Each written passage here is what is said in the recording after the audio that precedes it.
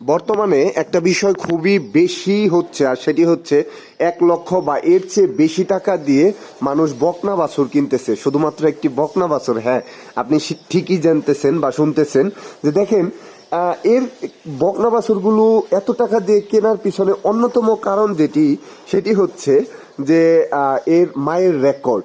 বিশেষ করে যেই গাভীটা হচ্ছে আপনার 20-25 লিটার বা 18-20 লিটার দুধ দিতেছে দিনে, সেই গাভীটাকে আসলে পুঁজি করে বা গাভীটাকে শো করে যেই গাভীর মালিক রয়েছে তিনি বলতেছে যে যেহেতু গাভীটা আপনার 20-25 লিটার দুধ দিতেছে দিনে, তো এইটার বাছুর অর্থাৎ এই যে বকনা বাছুরটা এইটা তো 30-40-40-এর নিচে দুধ দিবেই না। ঠিক আছে, তো এইগুলো মানুষকে বুঝিয়ে আর কি আশেপাশের মানুষ বা হচ্ছে বিভিন্ন মাধ্যমে আপনার কি বলে যে অ্যাডভার্টিজমেন্ট বা বিজ্ঞাপন দিয়ে সেই বকনা বাছুরটি 1,10,20 বা 30 বা 1.5 লক্ষ টাকাও কিন্তু বকনা বাছুর বিক্রি হচ্ছে, এমন অনেক অহরহর ঘটনা রয়েছে।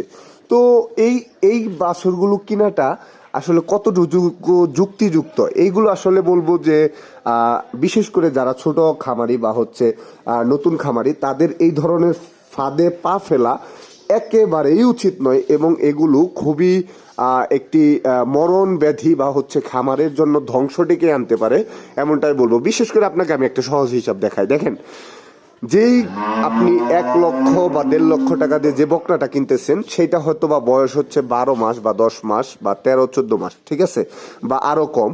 তো এই যে বকনা বাছুরটি আপনি কিনলেন 1 থেকে 1.5 লক্ষ টাকা দিয়ে, এই বকনা বাছুরটি আপনি কিন্তু জানেন যে মায়ের রেকর্ড ভালো, এর মানে এই নয় যে এই বকনা বাছুরটি আসলেই অনেক ভালো হবে। এমন অনেক ইতিহাস রয়েছে যে বকনা বাছুর যে গাভীর রেকর্ড হচ্ছে 20-25 লিটার, কিন্তু সেই বকনা বাছুর যেটা ছিল সেটার রেকর্ড মানে সেইটা হচ্ছে দুধ দেয় মাত্র 10 লিটার 12 লিটার।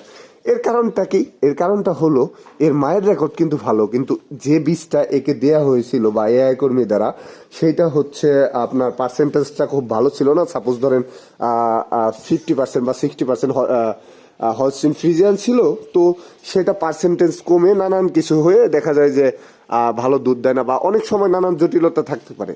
এই যে একটা বিষয় আছে। আর দ্বিতীয় বিষয়টা হচ্ছে আপনি নতুন খামারি হয়ে এটা এরকম একটা ভুল ডিসিশন কেন নিতেছেন বা সিদ্ধান্ত নিতেছেন?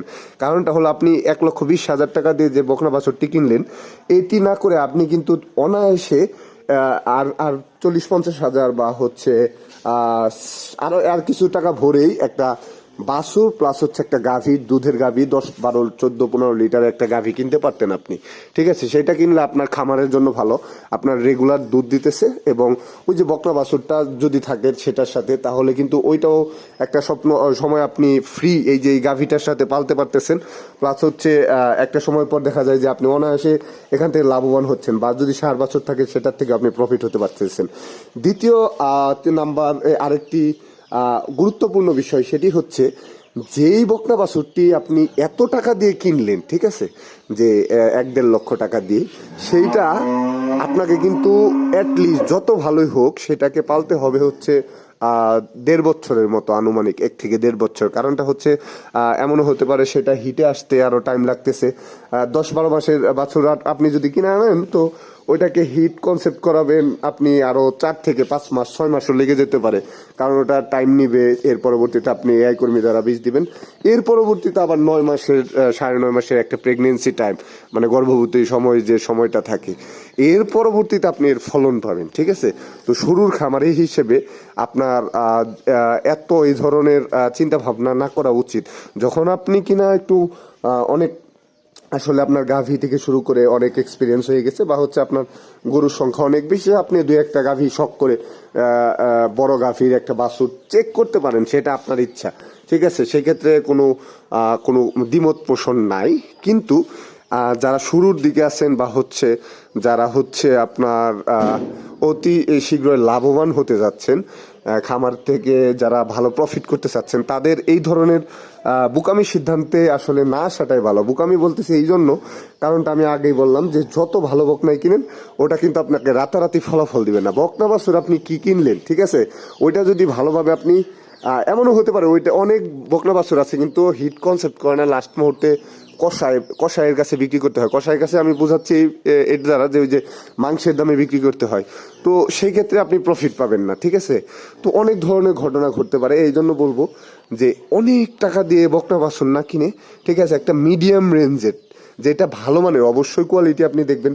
বকনা বাছুর কিন্তু এত আহামরি দাম না, এত আহামরি বলতে 1.5 লাখ টাকা দিয়ে আপনি ওই 40 লিটারের রেকর্ডের বকনা বাছুর কেনার ওই ধরনের চিন্তা ভাবনা না করে, যেইগুলো হচ্ছে ভালো পার্সেন্টেজ দেখে 50 থেকে 60-70 এর মধ্যে থাকার চেষ্টা করবেন, বা 75 এর উপরে যাবেনই না। আর বিশেষ করে বকনা বাছুরের ক্ষেত্রে আরেকটা ইম্পর্টেন্ট বিষয়, 8 থেকে 12 সর্বোচ্চ 14 মাসের উপরে বকনা বাছুর কিনবেন না। এক্ষেত্রে কি হবে, কারণ হচ্ছে 14, 16, 17 মাসের বকনা বাছুরগুলো কিন্তু অনেক সময় রিজেক্টেড হয়।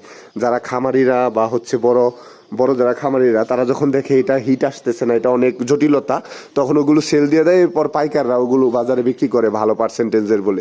এই ধরনের অনেক সমস্যা আছে। তো এই জন্য বলবো যে এই যে এত বড় মানে বড় ধরনের লোভ না করে আপনি 1.5 লক্ষ টাকা দিয়ে বকনা না কিনে আর কিছু টাকা ভরে একটা গাভী বকনা সহ বা হচ্ছে সার সহ সেইটা কিনেন।